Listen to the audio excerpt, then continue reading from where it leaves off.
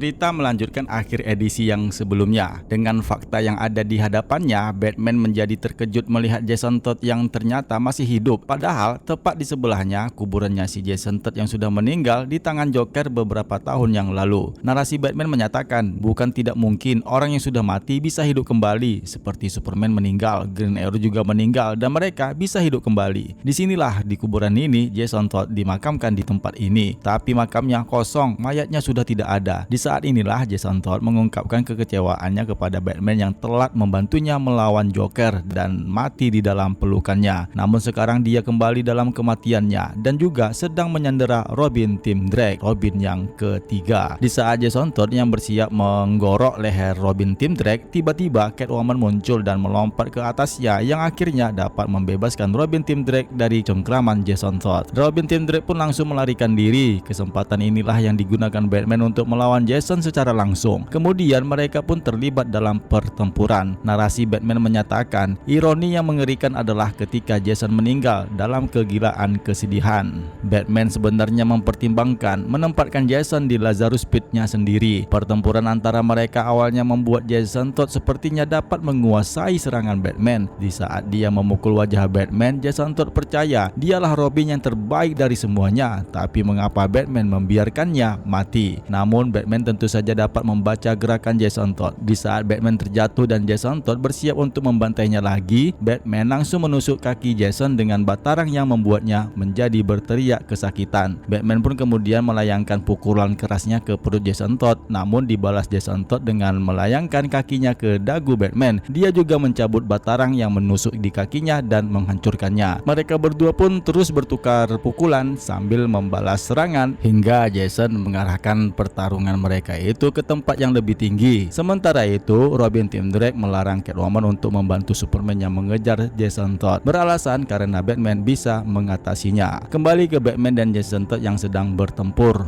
Pada perkelahian mereka, akhirnya Jason mengakui bahwasanya dialah yang telah memotong Batline yang menyebabkan Batman terjatuh dan hampir mati di Crime Alley. Batman teringat dengan apa yang terjadi sebelumnya. Pada saat dia melompat, ada batarang yang mengenainya dan dia tidak berpikir di tempat kejadian perkara. Tempat pertama kali Batman dan Jason Todd bertemu. Di waktu itu Jason mencuri ban Batmobile. Ketika dia mendarat di Crime Alley, ban depan kiri Batmobile yang sama meledak saat mengejar Killer Croc yang terjadi pada edisi ke-610. Batman pun mulai curiga bahwa yang dia hadapin bukan Jason Todd. Sambil menggenggam leher Jason yang palsu, Batman berkata, "Kau bukan Robin yang sudah mati." Untuk membuatnya sempurna agar Batman benar-benar percaya bahwa orang itu adalah Jason, dia pasti memanggil Bruce. Menurut Batman, siapapun yang mengatur dalam peristiwa ini, Batman yakin orang itu tahu yang telah menyembunyikan identitas rahasianya. Setelah beberapa menit pertarungan yang sengit di atas gedung, Batman akhirnya menang, memukul Jason Todd dengan bertubi-tubi, membuat Jason terkapar dan tidak berdaya. Yang akhirnya terungkap dengan wajah Jason yang berubah menjadi tanah liat. Batman pun mengetahui Jason yang palsu ini sebenarnya adalah Clayface. Clayface yang dipukuli dan tidak dapat menahan wujudnya akhirnya meleleh dan menghilang di hadapan Batman. Kemudian Robin Tim Drake datang dan bertanya kepada Batman bagaimana Batman bisa mengetahuinya. Batman pun menjelaskan si penipu itu tidak pernah memanggilnya dengan nama Bruce, yang seakan-akan meyakinkannya. Dan ketika dia berdiri di atas kuburan itu, ada tanah liat di bawahnya. Catwoman pun kemudian datang dan meminta maaf bahwa itu bukan Jason Todd, namun Batman menanggapi dan berharap itu adalah Jason Todd karena orang-orang yang bertanggung jawab dalam peristiwa ini masih berada di luar sana. Batman pun kemudian meninggalkan Catwoman. Dia pergi ke Oracle Clock Tower, berharap dengan bantuan Oracle dapat memecahkan misteri yang telah mengganggunya beberapa hari ini. Oracle menunjukkan kepadanya perangkat relay elektronik yang ditemukan Batman di dalam gua. Perangkat ini digunakan untuk mempelajari semua rahasia Batman, termasuk hubungannya dengan Catwoman.